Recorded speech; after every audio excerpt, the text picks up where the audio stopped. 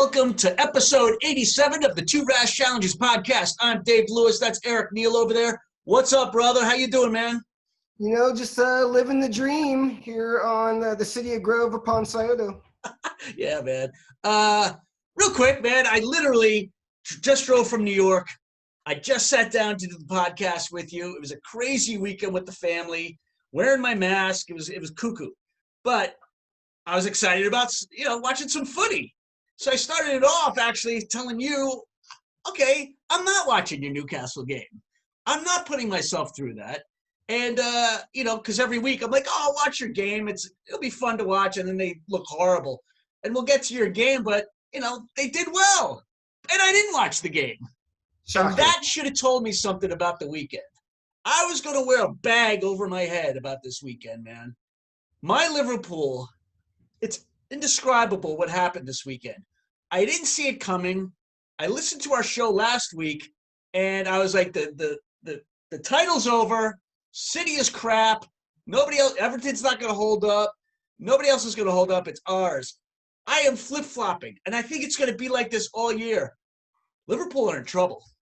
And I listened to 8 hours of talk radio today, and a lot of people are like, oh, it's a blip on the screen.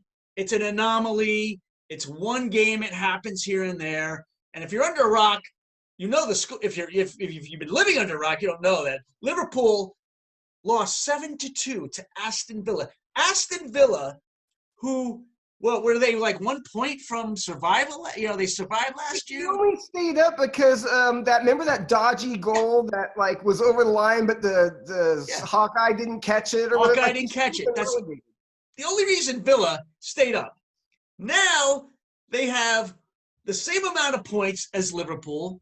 They have one less loss than Liverpool. They're in a better position than Liverpool. And let me just go over this game real quick, because what I did was I didn't watch the first half because I was in New York with my family. I checked my phone, and I saw 4-1 at halftime. I didn't look to the left to see who had 4 and who had 1. I was like, Liverpool's up 4-1. They're up 4-1. And then I looked a little closer, and I was like, in shock that Aston Villa was up 4-1. Anyway, so Adrian, the backup goalie, plays like Adrian from the movie Rocky. He was so bad, Adrian, on that first ball. That set the tone. Horrible pass out of the back. He's not good with his feet. He's no Allison. Just boot the ball. I'm so tired of this playing out of the back. I blame Klopp for that a little bit. He should know what Adrian's limitations are and tell him, hey, boot the ball. I mean, don't tell him he's crap with his feet, but be nice about it. Like, hey, we're gonna adjust things a little bit. When you get the ball at your feet, no dribbling, no passing to anybody. Boot the ball 70 yards or 30 yards, whatever you could do. At one point during the game, he actually looked at him and was like, hey, get rid of it. Like, what do you do? Get rid of the ball. Well, it was too late. So that set the tone. And then from there, the floodgates just opened. Look, Liverpool plays this high line. And they played it all last year. They played at the halfway line. They set up their actually 2 center backs there. And then usually the Robertson and Trent Alexander-Arnold are bombing up left and right. Fabinho comes back to help out. But they play a dangerous game, and they didn't get exposed a lot. Leeds exposed them. I think it was the game against Norwich last year. Where'd they lose, like 4-0 or something? I forgot what the score was. I'm probably getting a photo on that. But they lost to Norwich. And Norwich did that to them, and I think it gave people a little. Wait, Norwich? Not City, 4-0. I know that was a horrible one. Yeah, it was Norwich. Okay. You think I'm wrong about that? I was thinking, who beat them? Was it Sheffield? Lose 4-0 to Norwich, or is that City? I'm thinking of 4-0. You're thinking of City. There's no way. They lost to Norwich, did they? I can't remember when you guys finally lost, but it definitely wasn't Norwich. Well, the City game was right after they secured the championship. Yeah. All right, forget it. I might be wrong. Anyway, they've been exposed. I'll check on that. I don't want to get I'm not saying I got a photo yet. They got exposed. And then they got exposed against Leeds. And you know what happens with coaches? They get smart. They see enough of Liverpool and what Klopp is doing, and there's enough of a sample size that I think it's a problem. Now, will Klopp be stubborn like Pep? You're seeing the same thing with Pep right now. That's my point. Will he be stubborn like Pep, or will he say, we got to adjust some things? Let's play it a little safe. And I understand when you push up that high, then you're pressing, and then the forwards are pressing, and then you're really pressing everything forward, and it's putting a lot of pressure. But those balls over the top, and that's what Villa did. The balls were coming in all the time over the top, and Gomez is crap. He's not. They needed to get another center back. So here's the real issue. With your full starting 11, we're missing Mane, Allison, and Henderson. Game. That's a different game. I agree. The problem is there's a big drop-off at every one of these positions. Like, I don't think Villa wins that, let alone wins that 7-2. If they win you've it got 4-2. Allison and Mane on the field. And you don't think they win it all, really? No, I don't think they win it all. I mean, look, there's a chance, maybe. Yeah. Could have been a freak 3-2 loss. Allison would not have given the ball away in some of those positions, and there's some of those goals he would have saved. Yeah. And there's a massive 3 deflections as well. Like, there were 3 deflections. Yeah. Deflected but goals. I mean, last year, Adrian, he filled in perfectly. Everything worked.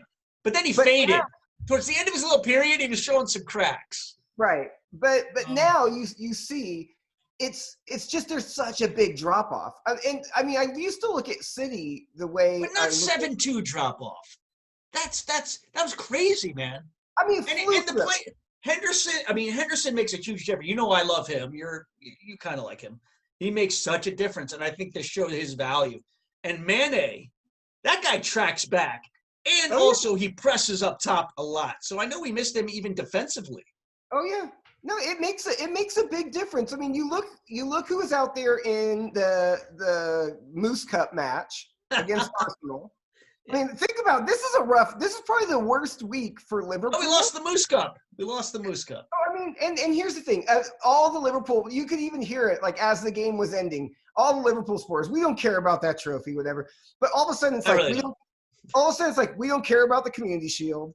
We don't care about the Moose Cup. We don't care about the Premier League. Before it was we're going to win everything, every last thing in the world. It doesn't matter what it is. We're going to show up to some kids U12 game. We're going to kick their ass and win that trophy. It was about we're going to win everything. And now all of a sudden it's well, we don't really care about that. We don't really care about that. And then all of a sudden this happens. Look, I do think it's just a blip. I don't think all of a sudden you're going to have Burnley come and stomp you out 5-0 or something like that. But my overreaction is like all the Liverpool supporters that you give hell for, that I usually calm down, that's not me. I don't think I'm quite doing that. The Leeds game worried me. It did. Yeah. Games at the end of last year worried me slightly, but I was no big deal. So are they good enough to win this league way all these other teams are playing? Yes. Still, even with a 7-2 loss. Right. I think the bigger issue, a little concerned.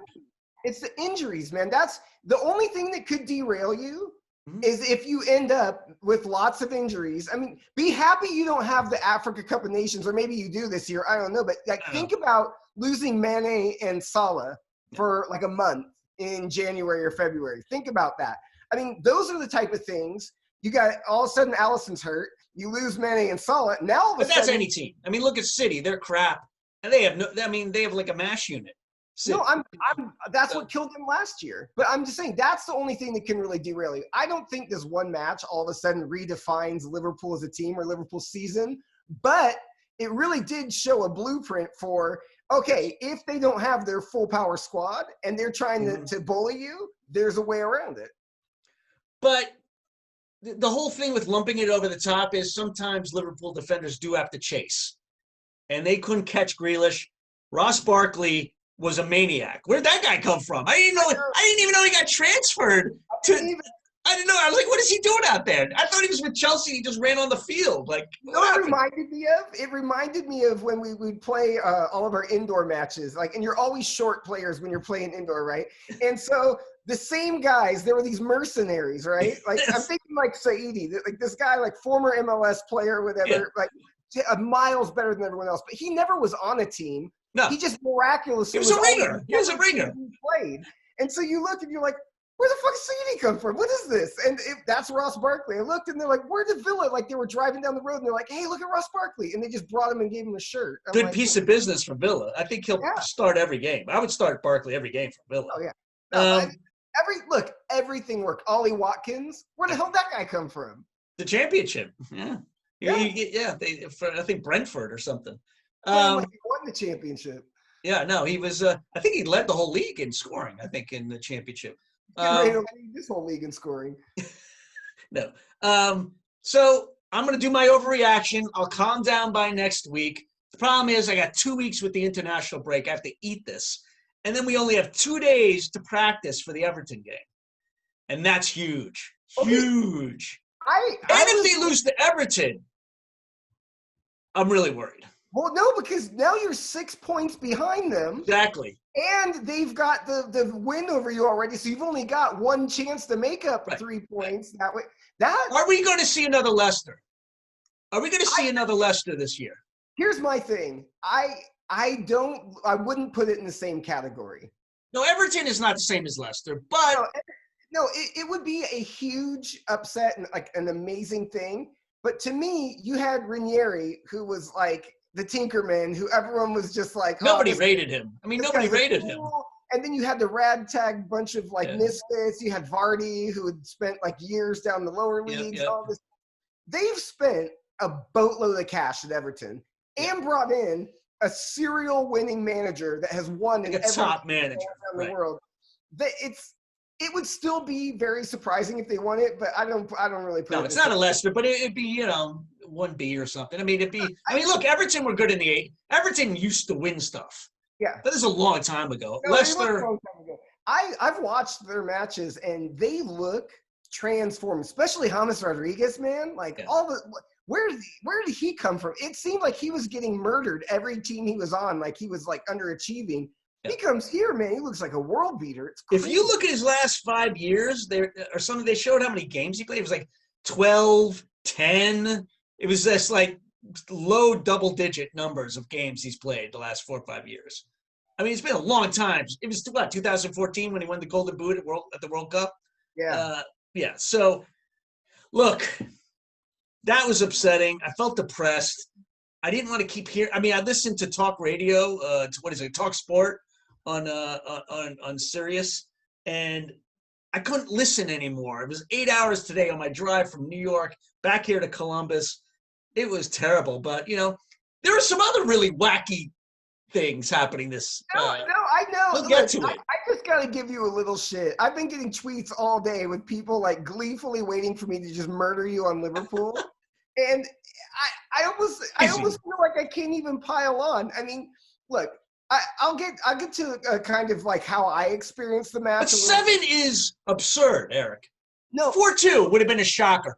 4-2 would have been a shocker. I'd be like, oh my God, 7-2? No, let me say, look, from a purely just like imagining you suffer standpoint, watching Van Dijk like fumble around and look like Dick Van Dyke and just like have just a complete meltdown, screaming at the other players, seeing Klopp screaming at everybody. Look at Adrian looking like he's going to cry. The whole thing really was sort of beautiful for the beatdowns that they've been handing everybody and all of the stuff throughout the year. I did take a sick amount of pleasure in the complete meltdown. I'm happy you're happy. All right. I can't really pile. I mean, I want to like just break it down like play by play, but I think just the joy of the whole thing, I'm just going to bask in the goodness, and I'm not going to pile on. This is a great weekend for you, man. You and Wellesley had a great weekend. Let me, like I said before, I was excited to watch your game. Not really. Yeah. And I didn't watch your game, and I should have, actually. I would have enjoyed it. But now that you've given me so much crap, you and Wellesley take it away. That wasn't even that much crap. All right, this is the time where we should take it to our man on the streets of Newcastle, Andrew Wells. Hello, this is Andrew Wells, live from Newcastle, and once again, it's my view on the Burnley game. So, obviously, when I saw the lineup, I was like, it's 4-4-2 again, this isn't going to work. But after hearing Bruce's comments, I really started worried because he thought a 4-2-3-1 and a 4-3-3 were identical to almost a 4-4-2. So you're like, oh dear God. But honestly though, the way he played it, it was absolutely fantastic. I mean, fair enough, Burnley were quite poor in the day, especially in the first half. But as it went on, you started to see like people really starting to click. I mean, ASM, brilliant game and literally tore him apart the entire game. I think they actually kicked him more times than actually did the ball, Burnley, the entire game. So that just shows that. And then you've also got Wilson. He had another good game. Hayden, like literally everyone, he played well, but obviously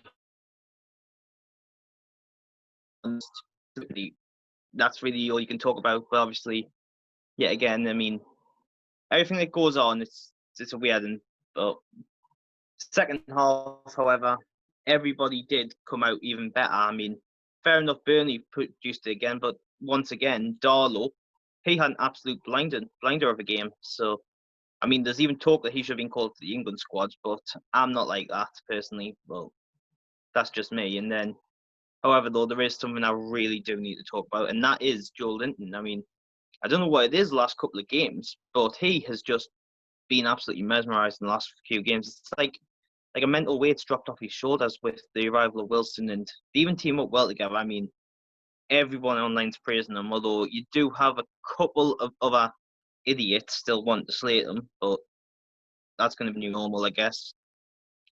Although that's basically all I'll talk about for Burnley, but I will move briefly onto the cup and just saying the fact that we got through, but only just. I mean, Shelby producing a masterclass and Joe Linton again having a good one, but obviously we scraped through on penalties, but we're into a quarter final and we've got a really good chance of the semis, especially when playing Brentford. So really, I'll try and keep it short and sweet this time, but that's really all I can talk about this week, apart from transfers, which is Vilga coming in, who's Peruvian and could be fast-tracked into the first team, but there could be more later today, but it's not looking likely. So until then, I'll talk to you all next week.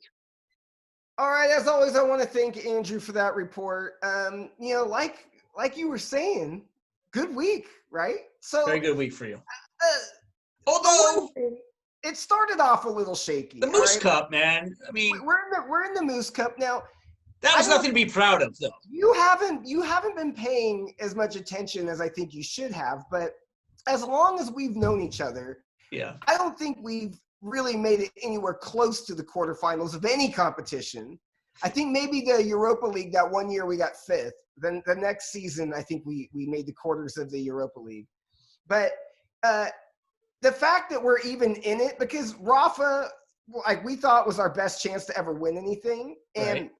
He always just disregarded the cup. He would roll out like the preschool kids because he knew we had to fight for every point to stay up. And he wasn't taking any chances going out on like a Tuesday or a Wednesday and putting the starters out there and then getting shellacked on the weekend. So the fact that the Cabbage is kind of taking it seriously, on one hand, you kind of got to give it to him. Now, the only problem is we played League Two side Newport. All right. And it took us a last-second goal to tie it. I'm not sure you deserve to even get a draw there. We had no business. Like, we got outplayed by a League Two side. It was brutal. But, again, you look at last year, there were games Liverpool won and got through that they shouldn't have. Don't bring Liverpool into this, please. I think you just take it and you say, look, we're actually in the quarterfinals, and we draw Brentford. So now we've had – 2 League Two sides and now a championship side. We beat this championship side. But you can't have any confidence. How can you have any confidence? And if you look, if other results went our way, we really could end up with Stoke in the semi, which would give us a shot. Look, if you would have told me in the summer there was even a remote chance of winning anything, I don't care what it is, I would have laughed right in your face. Quick test. How the hell is the quarterfinals already set by October 1st, basically, in this cup? I want you to explain to me how it even got this far to the quarterfinals. I don't understand. I understand how the FA Cup works. What the hell happened with this Moose Cup? It's a joke. I have no idea because it barely just turned October, and the next match is in January. How many games did you play? Didn't you play 2 games and you're in the quarters? Right? 3. Oh, was it 3? 2 or 3. I can't remember. I don't know, man. I'll look that up. All I know is it seems like we've gotten the easiest draw that you could ever ask for. Except Brentford's actually good. I don't know if you remember them. I think they were the team that Fulham beat in the championship playoffs. Last year, yep. They got Last robbed. season. They should have made it to the Premier League because Fulham are horrible. Horrible, man. Like, absolutely atrocious. But if we can't beat a championship side, you got no business being in the tournament. You're not going to go any further. Yeah. Right. But, I mean, I kind of would rather give up a couple points, like whatever the next weekend is in that, and try and go for it because you never know. You get in a semifinal, even against City or whoever it is, you have a chance. You need three wins to win this thing. It ain't gonna happen, man. Like, so my point is, nobody remembers who was in the semifinals at the Moose Cup. Okay, can you tell me the 4 teams in the semis last year? Yeah, but look, all I would say is, if we won it, the fact that we won a trophy. Look, we'll never get rid of the cabbage. They will build a golden statue of him outside St. James. They'll build him a moose. Oh, no, they will. They will. They'll buy him a moose. He'll ride it around the pitch on the sideline with a big helmet on, like a Viking. I don't know. It would be cool to actually see them win something. I don't see it happening either. Now, Eric, this was a good week for you. But let me just give you how fragile your club is. That Spurs game, you had no right getting any points, right? So let's say that was ridiculous. You lose there. You should have lost. You probably should have lost in the Moose Cup. Oh, yeah. Okay, you won legitimately this weekend. It could have been a really bad week. So you're that it's so fragile for you. Oh, it is. And in the way this league goes, you think, okay. You're 2 points behind Liverpool. Aren't you? 2 points. 7 points. I know. I'm looking at now, the problem is our upcoming matches, like we got some really tough ones coming up after the international break. But if we can even get like another win in the next 3 matches, I mean, 10 points out of the 7, we're well ahead of where I imagined we'd be. Oh, I know you are. So I don't know. The football was atrocious in the Moose Cup, but then we play really nice, good-looking, attacking football against Burnley. I mean, I don't know. It's Burnley. It reminds me so much of last season. There were so many horrible performances put in, but somehow we just kept pulling out results. But then every once in a while, you'd have a game like when we beat Manchester United, and you're thinking, "Holy crap! Like, man, we could do something." I think it's just going to be helter-skelter, schizophrenia the whole time. This season's insane. Let's get to the rest of the insanity of this weekend. I mean, I gotta tell you, I don't know which is worse: the Spurs. Okay, that was a fudo. Spurs beating Manchester United 6-1. That was nuts. That was crazy. Because you know what? Manchester goes up 1-0, and you're thinking, well, maybe they're going to take off because of that whole stupid Martial Lamela deal. Right? No, I am sitting there, and I'm like, it was 30 seconds in, and you're like, are you fucking kidding me? Is Lamela your kind of player? I don't like him, man. He's always causing trouble. He's one of those guys when the ref's not looking, he like pokes you in the ribs. That guy. I'm indifferent towards Lamela. Like, I don't love him. He doesn't bother me. But when Martial retaliated for what Lamela did, come on, he looked like he got killed. His reaction was hilarious. I can't stand that. I can't stand that. Okay, but if you they both should have got a red.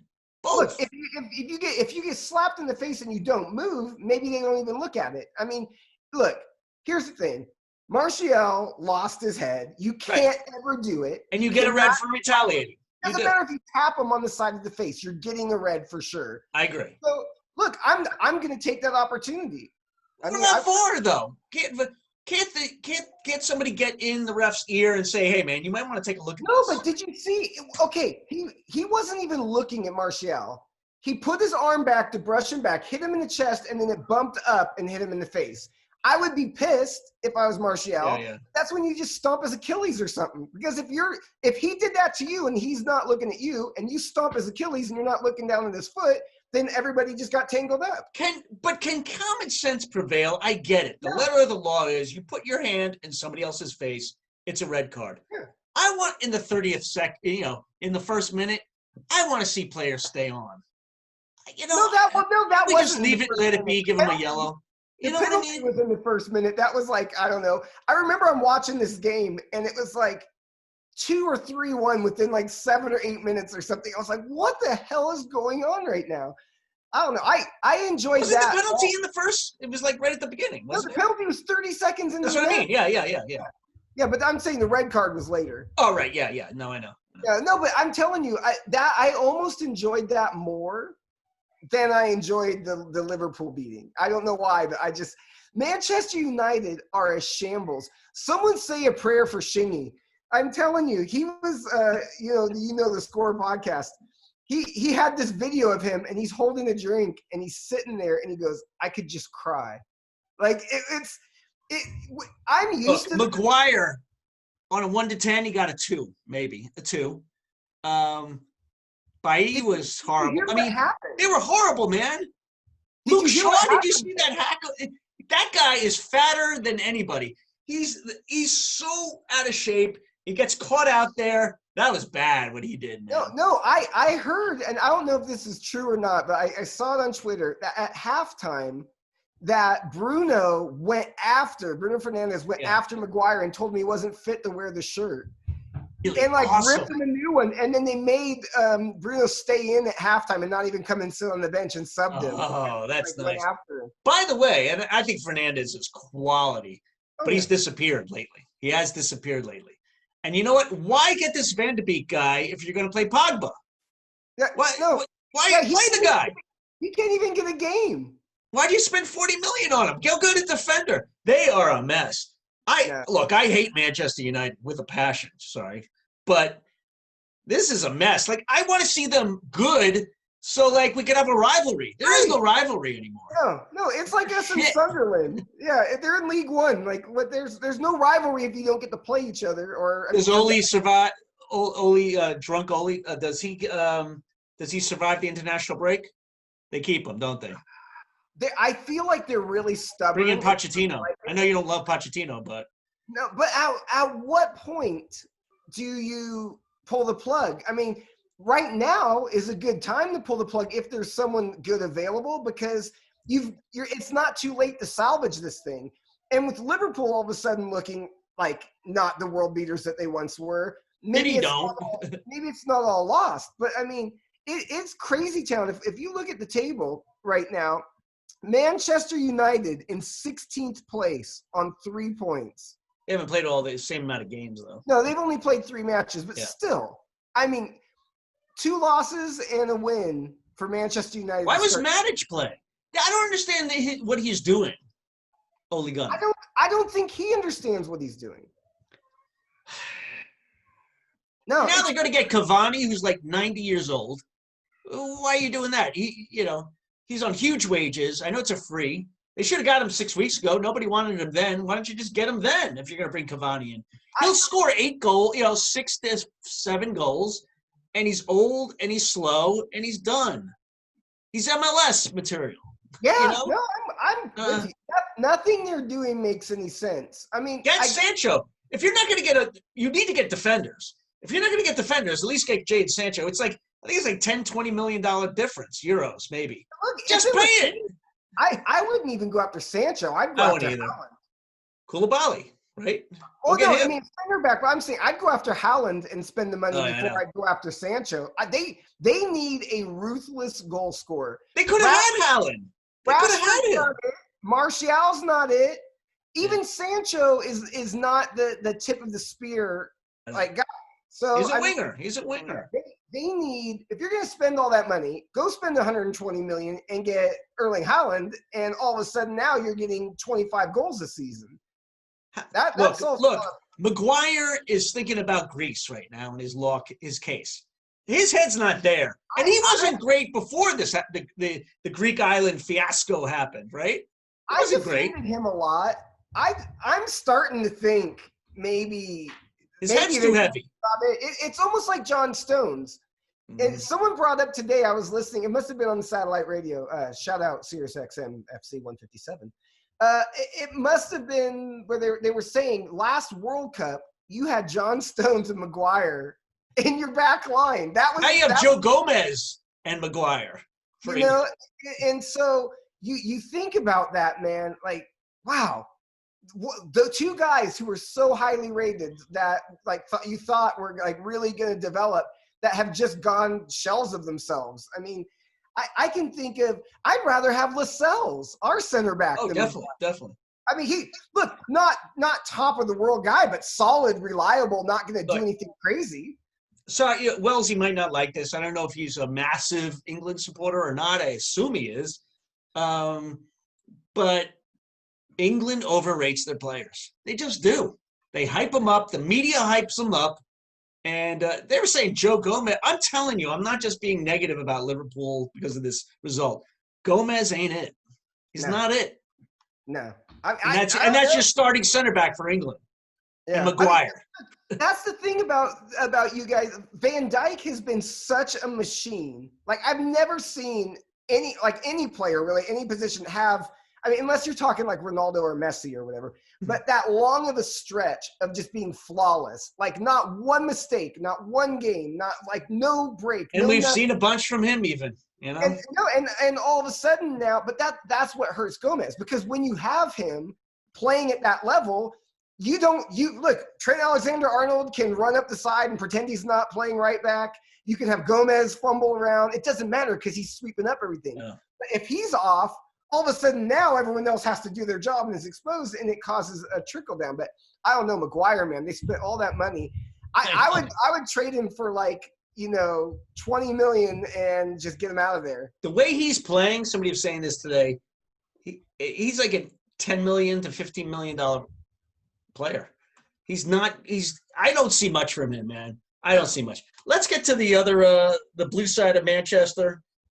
I mean, Man City got a mulligan this weekend, because if all the other results, like Liverpool won and let's say the game between Manchester and Spurs where it was close, Man City would get crushed, and nobody's even talking about them.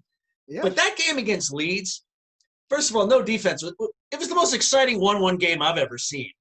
But their strength is Ederson, and he made a huge gaffe. Oh, yeah. I mean, that was a bad fumble. The ball's coming in across, and he goes up, and the ball's like eye level. When it's eye level like that, you catch it. You don't punch it. So he messed up there. Leeds are fun to watch, but I'm telling you, the ball kept turning over. It wasn't like, oh, what a great match. There was like 50 million turnovers. Look, if they could have had Jack Harrison, because he's on loan from City, if they would have had him in that game, they would have won that game. Yeah, you're probably right. I'm telling you. It was so wide open. Wide open. What we were saying before about like when you're doing the same thing long enough, you start to get found out. Yeah. I think that's where City is at. They're not doing anything different than they did when they were dominating. And take De Bruyne. Let's say something happens to De Bruyne. Oh.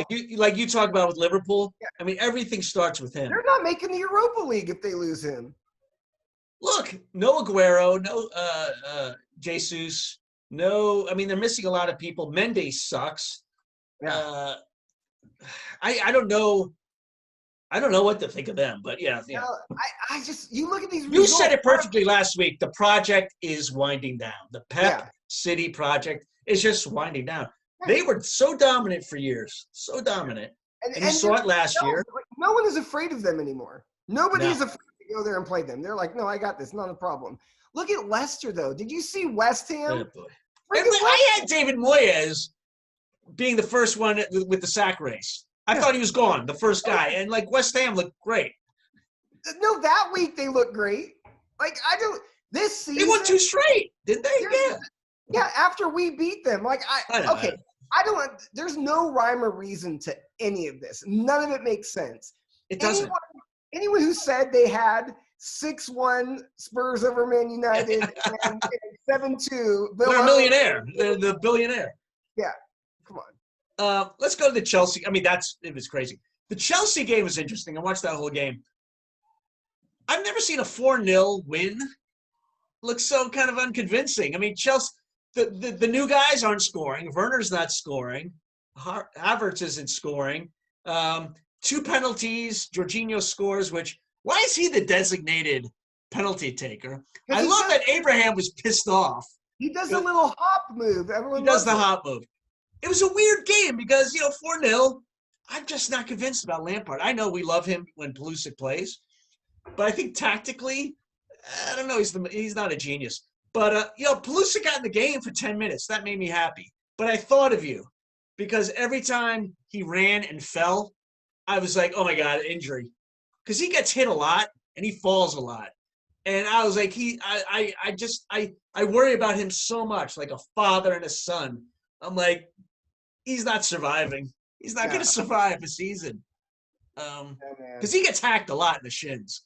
What do you think of Chelsea? What do you think of Lampard?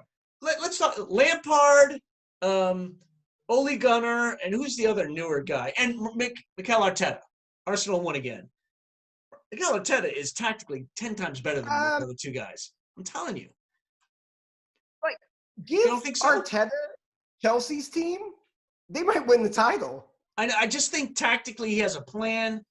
I don't think Lampard's horrible. I mean, I'm just saying, like, I don't see it yet. He's young. But you can tell, like, when he goes into big matches, you see him get outmanaged. Lampard. You see it Lampard. You see it happen. Arteta might lose, but he doesn't get outmanaged. Like Liverpool game. Liverpool dominated in a way, but he kept the score to 2-1. You know, and it was because what he did. Like right there. And they had a couple chances. You know, Lacazette puts that one under Alisson. You know, if Adrian's a game, that's a goal. You know, I mean, it's so really he's levels ahead of if you look at like Ole or if you look at Frank. I agree. Yeah. What a weekend! And now we got this dumb international break where everybody's going to come back with COVID. And I'm not joking. I feel like people are just going to come back left and right. Remember, I asked you anything last week about that. Wellesley did a poll. Should people be going on international break or should they just scrap it? And 85% said scrap it. Like, I don't need to see it. I don't need to see England play 3 games in 2 weeks. Why are you doing that? Here's my thing too. The U.S. don't even have a game, so it's the saddest international break in history. It's very sad. Yeah. CONMEBOL is doing a thing where they're committed to playing all their regular World Cup qualifiers. They're being stubborn. They're like, we got home and away. We're playing these no matter what. It's gonna bite them. All right, let me go real quick. I'm going to call this Americans Abroad, really, man. What is going on? It's good we don't have an international break with the U.S. team playing because all these players would probably get COVID and we'd lose. Now, Michael Richards for Bayern Munich. What the hell? He starts, gets an assist. Wait, what? Michael Richards? I said from Seinfeld. From Seinfeld. Yeah. He's good. He's good with his hair. He's good with his head. Yeah. Oh, God. I get a photo for that. He gets an assist. And he actually should have had 2 assists, but one was called offside, but he played really well. Yeah. Lewandowski, he said he had a great game, and he would have had 2 assists if I wasn't standing offside like a bonehead. Like Michael Richards plays for the Crew. Chris Richards plays for Bayern Munich. Anyway, I'll save the best for last. Stefan got a clean sheet in the Moose Cup. That was cool. I watched his whole game. That was awesome. Anthony Robinson played for Fulham. Started. I know Fulham sucked, but they only gave up 1 goal. Played next to Tim Ream. 2 Americans, not bad. But the best part was Gio Reyna, man. Oh, yeah. Oh, my God. 3 assists? Yeah. And beautiful, technically, just beautifully weighted passes to Haaland. The American dream. And then he had the beautiful cross to Emre Can. And he almost scored a goal. And he got a standing ovation from the 11,000 people at Dortmund. Yeah, the yellow wall had some holes in it, but they were all about it. Serginho Dest goes to Barcelona. Yeah. I mean, and he gets in and plays real minutes. I mean, he played like 10 minutes, I think, or something. So it was funny because on Twitter, everyone, when he went there, he was like, "Oh, I'm so proud to be the first American to play for Barcelona." I think what he meant was he's going to be the first one to play in a competitive match. Right, but right. Everyone was like, "Oh, what's it going to be like when Conrad walks up and is like, hey, how are you?" Like, I've been here for years. And the cool thing is De La Fuente, it was his first game on the bench in a La Liga game. Yeah. So that was cool. So 2 Americans on Barcelona, not bad. Come on, man. That's heady times. No, these are Josh Sargent played 81 minutes for Werder Bremen, who won. He didn't score, but he played well. I don't know, man. It's a golden age of American soccer. We don't even have a World Cup anything to qualify for right now. No, and McKinney got COVID. Well, he didn't get COVID. He No, got he didn't get COVID. the game got COVID, and The game got COVID. Napoli, they couldn't play, so forfeit. Okay, so we don't really have much time to talk about the Crew, but we will for a second. They drew 2-2 with Dallas. They came back twice. They're tied for Toronto for the Supporter Shield and the East. I don't really give a shit. They're ahead on the goal difference. Oh, is that it? Really? Yeah. Okay, so I think they got 10 games to play still. I don't know. So everyone's going nuts. It's like they're fading a little for some reason. I know they're still playing well. Everyone was going nuts about Ted Uncle, the referee, which is he looks like a creepy dude, and that's like a creepy name. Yeah. Like when your name's actually Uncle, like you're the creepy Uncle Touchy. Yeah, like right. So I don't know, but watching it, I look. We'll get to this in a minute, but I must have missed something because I didn't see it. It was mostly us that just didn't get it done. I mean, apparently they were like, "This is the worst refereeing ever," and blah blah blah, and they were showing slow motion of him purposely getting in the way of our players, and I'm like, I don't know, man. That's a little tinfoil hat for me. Like maybe he's not a great ref, but they were going on like this was the world's biggest travesty, and I was like, we just didn't look that great. If there's match fixing in MLS, I'm done. Yeah. You know, like if the ref is going to do that, no, I don't know. Season ticket refunds. Yeah.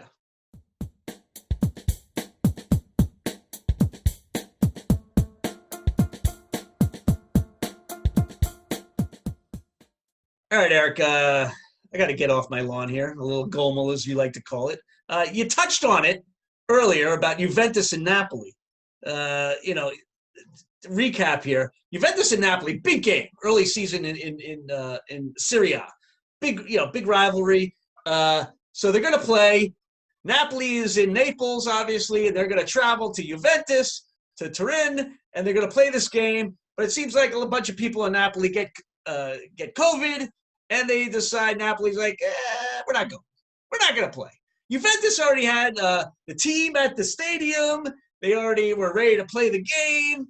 But it seems like officials in Naples, like health officials, real people, were like, you shouldn't travel. It seems that Serie A is like, well, if you have 13 players available and a goalie, you got to play. That's like the rule. You have to. And they did have that. But Napoli's like, we're not going to play. So Serie A is like, you know what? You forfeit the game. Juventus gets a 3-0 win. I love that they get 3 goals. Why 3 goals? Why isn't it 1-0? I don't know. It's 3. It's always 3-0. I don't know why. I don't get that either. Why do they get 3? So my point is, Serie A, stupid idiots during this COVID pandemic is going to deduct points, and Juventus is behind this. And that shows a lack of class with Juventus. Play the game at a later date. Come on, man. Serie A, get off my lawn. You guys are a bunch of jokesters. What are you going to do? We didn't cross swords, did we, Aaron? No. Oh, okay. All right. My goal this week goes to me. Yes! So I got to come clean here. I did For Liverpool passion, right? I did David Lewis this weekend and watched very little live football. You DVR'd. Aiden, here's... You were absent a lot when I was texting, by the way. No, so... You know how everyone's been complaining about the Peacock app, and I've been like, "What's the big deal? It's not a big deal." Yeah, because you can't DVR, you can't record. It's starting to bug me a little bit. So anyway, Aiden had 2 matches. He had a match Saturday, and he had a match on Sunday. Yeah. All right. So Saturday, during my match, at the exact kickoff time, so I drop him off. We have to sit in the car because of COVID until the game kicks off. So he runs out to warm up or whatever. I'm listening on satellite radio. And actually, I am watching on the app. Like, so I got the stuff going in the car. I walk out and I walk up and Matt's like, "Hey, you guys scored." And I'm like, "I was just listening 2 seconds ago." I walked over. He's like, "You scored." I'm like, "We did not." And he's like, "Yeah, you did. Look, St. Maximum." I'm like, "God damn it." I'm like, "I was going to watch this when I went home." I'm like, "Don't tell me anything else." Yeah. And he's like looking at the phone. He's like, "Ooh, hey, check it out." Like, I'm like, "I don't want to know. Don't tell me." And he's not telling me, but he's like, something's happening because I'm seeing his expression. And I'm just like, "Oh God, this is terrible." So I'm willing to take the hit on that one because Aiden got a hat trick and like was just ripping shots. It was beautiful. It was beautiful. Okay. So I'm like, all right, fine. So I get home and I look and it's still live because the broadcast on the Peacock app has pregame and postgame. And so you can't start it over and just watch it. You got to wait till rewind. You can't go back. So I put my phone down. I'm not looking at anything. I'm waiting like an hour for this stupid thing to end. And it ends, and then they don't post a replay yet. Like, you got to wait. I don't know how long for the replay. I'm just like, motherfucker. So I finally cracked, and I just watched the extended highlights of the I love it. Oh, This is your best game of the year. Right. So annoyed. So then we get to the crew game. I'm recording the crew game. I'm watching. Not on the Peacock app. Not on the Peacock app. On TV. Now, there was a big hullabaloo over this as well because Apple TV doesn't have the local Fox sports channels. So if you have the ESPN app that you pay for, it's blacked out because it's local. It won't show it. And if you pay for YouTube TV, they don't have the local thing. So you're paying for two things, you still can't watch it. So anyway, I could watch it because I pay an arm and a leg for cable like a normal person. And so I'm recording it and everything. And my wonderful son who scored a hat trick is like, family movie night. and so I'm sitting here like, and my wife is like, Dad's watching the crew game, whatever. I'm like, you know what? I'm going to be a nice guy. Oh, look at you. I paused it. We watched Gremlins, beautiful, kick off Halloween month. Nice, wonderful 80s movie. Anyway, I got that. Sunday, he had another game, which happened to be during your game. You didn't watch Liverpool live? Matt's got the damn app out again. He's like, oh, look at this. It's 3-0. Liverpool's losing. I'm like, what is going on right now? And luckily, that was on where I could actually watch it. So I got home at halftime and watched the second half of the Liverpool way. Needless to say, there was all sorts of football going on, and I caught almost none of it live. And so I'm telling myself to get off. Doesn't feel good, does it? It doesn't feel good.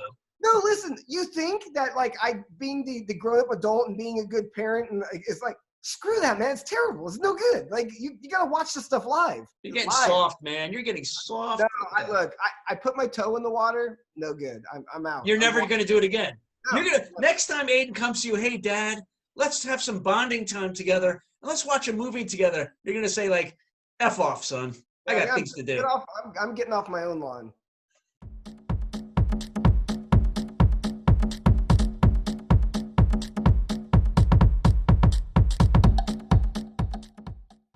All right, Eric Neal. This is. I've probably touched on this in one of the previous 86 episodes, but so if I repeat myself a little, excuse me. I'm going to ask you this question. All right. Now that Serginho Dest is with Barcelona, my question to you is he does he feel American? Are you proud that he is an American? And I use air quotes, American. Yeah. Is it fair that we call him American? So my point is, I'm tired of this thing where I get fooled into thinking this guy's American. And I'm just talking in soccer terms. You know, he can be American all he wants in his life. I don't know if this guy's ever been to America. Maybe he has. I don't know. My point is, he was brought up in Dutch football. This guy is Dutch. Yeah. MLS didn't help. Nothing American helped. It seems ridiculous that he plays for the U.S. team. So I'm not sure what my question is, and it's maybe just an excuse to gripe. But how do you feel about these guys who are not American and we call them American? Are you proud of them like a Reina? No. You're not at all. No, look, I'm happy that he chose to play for us instead of Holland. I think if the United States is ever going to have a chance to go past like the group stage and do anything, I mean, I'm not even talking about winning. We need some Dutch players and German players. Like, we need all of the help we can get. And every country does this. Every country takes like I know. newly arrived immigrants and makes them citizens, or does what? I mean, France like won the World Cup with all players, Africans. right? So I mean, yeah, I mean, really. So I understand this is how it is. No, Why can't we have the rule that the majority of your life, wherever the majority of your life is spent, that's where you're tied to? Look, I don't even have a problem with it. But your I question do. about, am I proud of him the same way I am of Conrad de la Fuente? No. To me, there's one American that plays for Barcelona, and it's Conrad de la Fuente. Now, I accept Dest, and I love it, and I want to keep him, and I'm happy, and I don't want to change the rule. But when you say, oh, an American playing for Barca, it doesn't feel the same as Pulisic playing for Chelsea, or Reina playing for Dortmund, or Josh Sargent playing for Bremen. It's different. When I think of that, when I think of, you say an American playing over there, I think of a guy that was born in the United States, that lived in the United States, and when he was good enough, left to go somewhere and do something. Not someone who had a dad. But it feels like the American system. I'm using America. It could be France, England, whatever. Yeah. Seems like that system should, like England, should have developed that player for the national team. This guy's never been. Has Des been on an under-19 team or 17, or maybe he has. I don't know. But some of these players aren't in the youth system, and then they're with us. Yeah. No, I don't know. It doesn't bother me, but it does not feel the same. It's not like I was gonna get a Des jersey. I was like, I'm gonna get it. I'm like, why? Why am I gonna do that? Nah, I don't know. I'm not really feeling it. All right, you don't seem as passionate about it. I felt the conflict of like John Anthony Brooks. I'm not even sure he speaks English, which is not a big deal. Like, he's German. Jermaine Jones, it's not about speaking English, because you can live here and speak Spanish. It's fine. My point is, it just seems weird if you've never stepped one foot in a country that you're going to play for, that you're called that nationality. It's bizarre to me. Right, you're not American. You're a U.S. international. Oh, okay. I'll take that. Right? All right. Yeah. Okay. That's fine. Yeah. All right. My question for you is, are you worried at all about McKennie after he had that shaky performance and got subbed out? And then you've got the COVID interruption and now the international break. What do you think is going to happen with Weston McKennie when they come back? Is he going to slot right back into Juve, or do you think this could be a bump in the road? So he played so well in that first game. And then he started the next game, and he got subbed in the 57th minute, which isn't always a great sign. Look, if you're a guy who's been playing like 20 games and you're a starter for Juventus, and you get pulled in the 57th minute just for a tactical reason, it's kind of an anomaly. It's fine. But in your second game, getting pulled in the 57th minute, not a great sign. From what the internet's saying is he was a little shaky. But he wasn't that bad. I mean, it didn't sound like he had like a catastrophe of a performance. No. So my answer is no. He's American, and that's a problem, I think, in Italy. And I think it's evened out, and he'll be on the bench. I think he'll make the game day squad, though. I think he'll make the squad. I agree. Starting, no. And that sucks. It gives me here's the double-edged sword of the whole thing. We want players, like he could have gone to Southampton and played every minute of every match. But he pushes himself, like I'm always complaining about, like, hey, do they want to push themselves? And goes to a place where he knows there's a very good chance it could take him a year or two to like fight for and earn in a spot. Or he'll get loaned out. You're earning a spot at one of the top clubs in the world. What about playing every week at wasn't he rumored to go to you guys? Newcastle? Yeah, for Newcastle or for Southampton? Is that better to be, according to you, a mid-table team in the Premier League and start every game and roll the dice with Barcelona? I mean, with Juventus, sorry. Okay. I think, especially when you're young, you go for the highest possible level you can go for. I don't think you sit and spend 4 or 5 years of your career on the bench at Juve. But if you've got a shot, I think you go take your shot, because guess what? They're going to take you later in the Premier League. I promise you. You can go to Newcastle anytime you want to go to Newcastle. Yeah. You can go to Southampton anytime you want to go to Southampton. Right. Because now, not only were you playing well in the Bundesliga, but you've also played at Juve. So from, a standpoint of those mid-table Premier League type teams or lower table Premier League teams, they're going to be happy to have you anytime. So I think if we're ever going to get anywhere, we need our guys challenging themselves and pushing to play at the top level. I'm hoping in 3 years, Pulisic has been injury-free and done so well that now they're talking about him going to Real Madrid. You know what I mean? No, that's what I hope for. I hope for the day when our guys are all over the world at all the top clubs. And then at 25, Pulisic's getting his big move. Right. I mean, Chelsea was a big move, but Madrid's bigger. So where we don't have just, a starting 11 that are all playing at big clubs, but we've got a starting 11 playing at the super clubs and a bench of guys playing in the Premier League and Bundesliga and all over the place. That's where we need to get to, and we're taking those kind of steps. But you got to be a trailblazer. You can't have guys that are afraid, to go somewhere. I love the move. I haven't soured on it at all after one game. Now, let's say he comes back from the international break and Pirlo starts him. To me, that's a huge sign of, he's going to be Pirlo's guy. Yeah. Unless McKennie really screws it up, he'll stick with him. So I think the game, you're right, the game after the international break, that's going to say it all. Yeah. But what if he doesn't even make the squad? What if he doesn't make the 23-man roster? We were distraught when Pulisic got benched last season. And then he got the big injury. And then he came back and was their best player after Project Restart. So, we don't need to panic, but I get your same nerves about it. I still get the nerves. So do I. I'm nervous all the time about these players.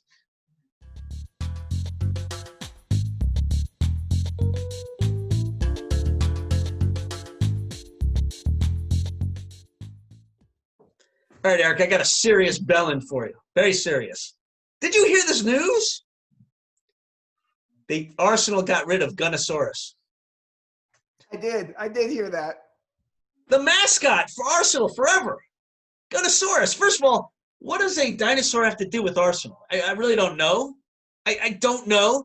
But I don't have a specific person to give the bellend to. So I'm just going to give it to the stupid executive, the money guy at Arsenal, whoever it is, who decided, hey, during a pandemic, okay, there's no fans and there's no supporters in the stands. Maybe we could get rid of this thing and save a few bucks. How much do they pay a mascot? But that's my point. Let's say generously this guy or woman who's in this suit makes $50K. Let's give him $50K. Right. They couldn't afford $50K to keep the spirit of Gunnosaurus going around neighborhoods, to go to hospitals, goodwill. They need Gunnosaurus during the pandemic. So you just spent probably $40 million on a transfer today. I don't know. I think Arsenal, somebody they got for a lot of money. They spent a lot of money. You couldn't go into the couch and get a few bucks for Gunnosaurus? So to you, Arsenal executive who made this dumb decision, you are my Bellend Award winner. That's a beautiful one. No, they're paying Ozil like $300,000 a week to sit on the couch. I mean, come on, get some coins out. Pay the guy. That's insane. I don't. By the way, I'm not a mascot guy. They don't belong in the Premier League. Sorry. I'm with you. Cheerleaders and mascots are American crap.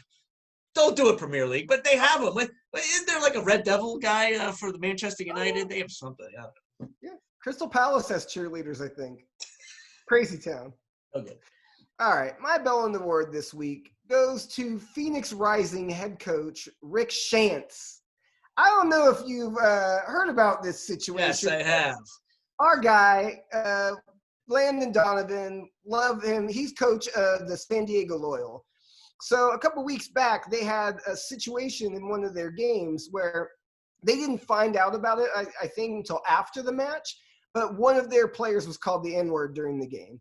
And he was so upset about it because he was like, we stand for something as a club, and we're not going to put up with this kind of stuff. And if we would have known at the time, we would have taken action or walked off or done something. And they were really upset that they weren't able to do something about that in the moment. And they kind of made this vow to each other, like, if something like this happens in the future, we're going to sort this out right now and take care of it. Well, they're playing Phoenix Rising, and they're winning 3-1 in the first half. And they really need this win to make the playoffs in the USL Championship. And so they have an openly gay player on their team, and he's getting into it, mixing it up with one of the Phoenix players, and they call him a homophobic slur. And so he comes over to the ref and tells the ref, hey, this guy was calling me gay, like a homophobic slur. And the ref gives the gay guy a red card because he thought that he called the referee gay. And so all of a sudden, it goes to half, whatever. Everyone starts running together. And Landon Donovan goes up to the ref and is explaining it. And he rescinds the red card. He's like, oh, no, I thought he was calling it to me. Yeah. And he's explaining what's going on. The Phoenix coach, this Rick Shantz character, comes over. I'm paraphrasing here, but basically goes to Landon Donovan and is like, why are you making a big deal out of this? And Landon Donovan says, this isn't cool, man. This guy needs to be out of the game. This isn't right. After what happened to our player last week, we're not putting up with this. This is not happening. This is wrong. And he's like, how long you been around? Yeah. To Landon Donovan, which already you're a fucking idiot. But then basically is like, this is soccer. This is what it is. And Donovan, to his credit, is like, no, we have to be better than this. We can't. Look, it may have used to been like this, but this is not how it is now. And they basically said, we're not playing, and they forfeited the match up 3-1 when they needed these points to try and solidify a playoff spot. And I think it really says a lot about the character of him as a manager, about that whole club, those players standing up for their own and stomping that out. USL rescind the forfeit? Did they do anything? No. I mean, it's a forfeit. But to me, it makes a bigger point, because there are some things that are bigger than sports. And we've talked a lot about the racial abuse, and like in Italy and these different places. And we've been waiting for a team somewhere to just walk off and say, we're not playing. We're not going to do it. And that's when things are going to change, and that's when it's going to stop. There's no room for racism. There's no room for homophobia. There's no room for any of this stuff in the sport. And for the coach, Rick Shantz, to sit there and say, why are you making a big deal out of this? Because it's a big deal. That's why you're making a big deal out of it. Well, he's been suspended without pay. And so while you're sitting on your couch, probably listening to this wonderful podcast, Rick Shantz, you are my Bellend Award winner.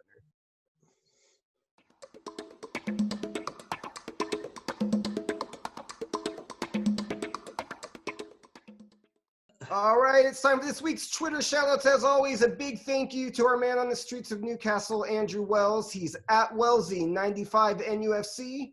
A giant thanks to @RealUSMNT. This account posts everything you need to know about the U.S. men's national team. They've been retweeting us all week. We really appreciate it. Shoot the Defense podcast, they're at Shoot the Defense. The Ball Chat podcast, they're at Ball Chat 1. The Bryant and Me podcast, they're on a little bit of a hiatus, but we thank all of them for the retweets as well. We really do appreciate it. And this week, a couple things that caught my eye. Remember, I was telling you I was going to be nice about the Liverpool stuff, and then I just saved it for the end, really. When were you nice? I didn't. What was that? I thought it was very measured. This one is a little bit dig for Manchester United. I thought you'd appreciate this one. Okay. But Sky Sports Football fake account, this guy at WILFFM, they always put these fake ones on there that make you look like it's real, but you got to go for the blue check mark. It says, breaking, Manchester United has been awarded a penalty an hour before kickoff regarding a handball incident in the kit room. And they've got the ref staring at the screen looking at the VAR. Nice. This beautiful retweet by Alan St. Maximin with the 3 crying emojis. Steven, who's at Steven_JAQES, said, rare picture of Lionel Messi holding Alan St. Maximin, #NUFC. And you see this beautiful like glamour shot of Messi, and he's holding a goat. Nice. Yeah, so nice. Good. Manchester City's actual account, their real account, at Man City, has a handshake at Spurs official. Says Tottenham Hotspur full-time and unforgettable afternoon at Old Trafford. So they were digging into the neighbors with the 6-1. I like it. I like it. Yeah. The noisy neighbors. BR Sports had this beauty with a picture of Jack Grealish smiling and then Virgil van Dijk looking like he's about to cry. And it just says Aston Villa 7, Liverpool 2. I don't like it. Yeah, I didn't like that one. That's not funny. That's not funny. This one, at STE_Henry, beautiful here. This is so good. It says, hi, Amercians. Neighbors have let in 7. How do you report, please? So, because the rule there is you can't have more than 6 people over in the gathering, and Liverpool's let in 7. That's not funny. That's not funny. He's not funny at all, man. So good. And then this one, Troll Football, of course, at Troll Football. They have 7 with the smiling emoji, and it's got the Jurgen Klopp from the bus ride last year where he went 1, 2, 3, 4, 5, 6 times with the big smile on his face, and then he just added 7. These are the worst ones you've ever done, man. Oh, no, so crap. Good. I didn't laugh once. I saved it to the end. It was beautiful. Seeing Klopp just distraught. I took that screenshot and sent it to you. Yeah, I saw it. He was shell-shocked. He was bewildered. He looked shell-shocked. I mean, it was – he didn't – I heard some of the interviews after the game. He didn't know what to say. He said we lost the plot. He didn't even know what to say about it. You just basically say we're never going to talk about this again. What do you think he does after – like Jose will rip into them? Do you think he really rips into them? What do you think he does? They asked about it in the post-game on NBCSN. Tim Howard was saying, I think you just go, look, guys, it's like a bad trip to Vegas or something like that. We're going to never talk about it. We're never going to think about it again. This didn't happen. No one ever bring it up. And then Robbie Earle's like, no, you got to get into them, put your foot in there because they're going to be gone for 2 weeks. He's like, no, you send them away for 2 weeks and you come back. And we're like, no, we're Liverpool. We don't even know what you're talking about. Oh, man, I don't know what you do. I don't know either. Well, what a crazy weekend, man. I know. Look, I can only dream. Well, I don't know what I'm going to do for 2 weeks. I guess we're going all MLS for 2 weeks, but we'll have to see what happens. And good. Yeah, we'll have some fun next weekend. Don't worry. We'll find some football to watch. Maybe we'll play some football, virtually. I don't know, but always good to see you, my friend. This week it wasn't so great seeing you, but it's all right. All right, take care. Take care, man. That's our show for this week. Please check us out on Twitter at @Rash_podcast, on Facebook at 2 Rash Challenges, or email us at 2rashchallenges@gmail.com. Also check out our website, 2rashchallenges.com, where you can find articles, videos, and photos. And if you like the show, tell a friend and make sure you go to iTunes and give us a review. We'd really appreciate it. Until next time, for Eric, our producer and engineer Ezra Jack Lewis, our main man on the streets Andrew Wells, and myself, we say cheers.